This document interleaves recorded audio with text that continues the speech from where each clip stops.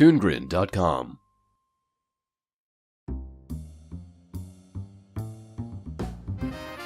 Before the allegorical animal racing story of Zootopia, we had another. This is Whyboy Spotlight's Cats Don't Dance.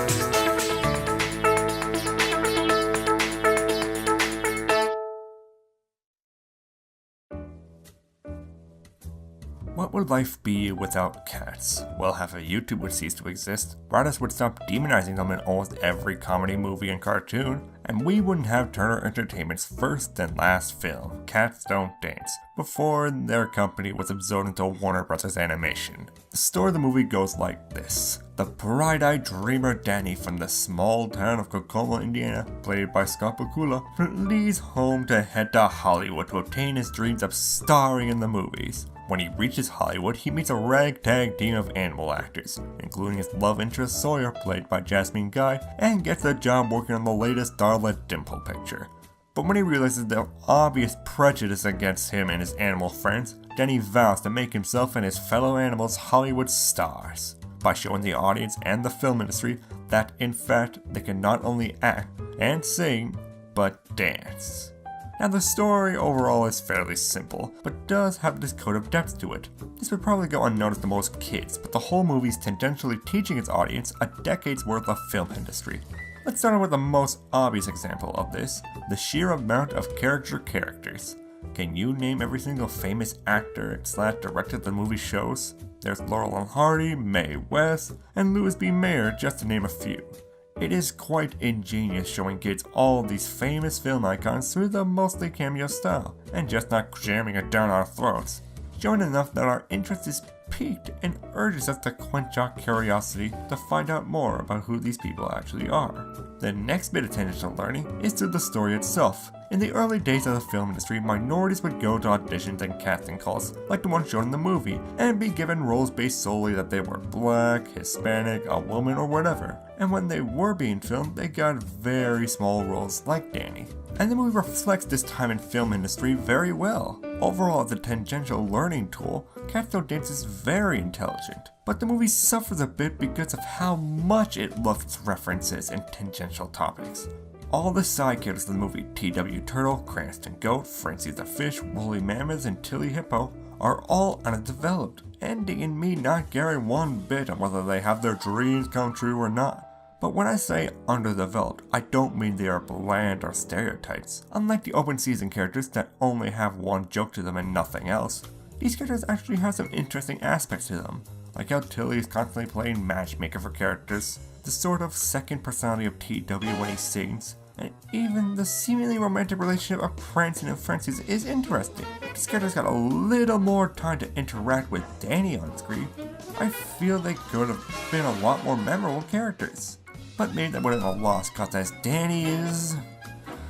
Well, let's just talk about our main leads, Danny and Sawyer. Sawyer is a very good antagonizing love interest for Danny, counteracting Danny's bright-eyed optimism with her realistic pessimism. This contrast in personality does create believable conflict. Bottom line for Sawyer's character, I feel she is a great character to fight against Danny.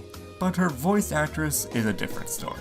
During research, I found that Turner Entertainment had several actresses audition for the role of Sawyer, but there was a lot of indecision that led to many scenes being animated for different actresses. Jasmine Guy was chosen to play Sawyer when the movie was 90% complete. The original voice actress chosen for the character had a much deeper voice, which resulted in a notable contrast of tone between Jasmine Guy's voice and Sawyer's singing voice, Natalie Cole. And I simply love Natalie Cole's singing in Cats Don't Dance. She is able to bring so much energy and passion to her role in the movie.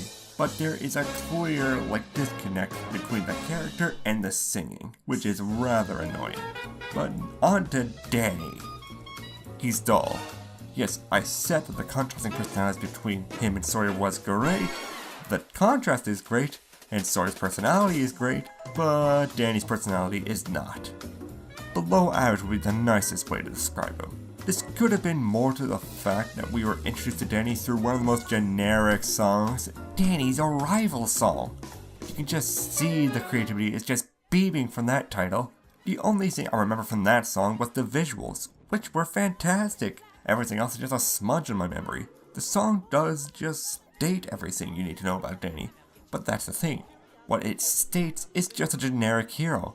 Danny is the optimistic, bright-eyed dreamer archetype, and nothing more, nothing less. The character isn't bad, but it just has been done to death in countless movies. There's nothing new that Danny brings to the table that 12 other movies haven't already brought and improved upon. But even generic Danny is still likable in a sense. He's just the least memorable of the bunch, which sort of puts the movie down a tad. But now into the most memorable and my favorite characters of the movie, the villains, Darla Dimple and her humongous bodyguard Max.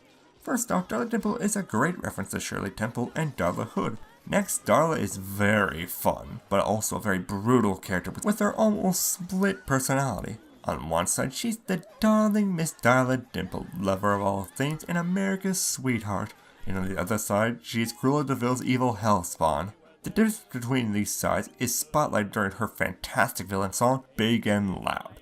First starting with an energetic chorus number, but ending with harsh shadows and thunderous chorus.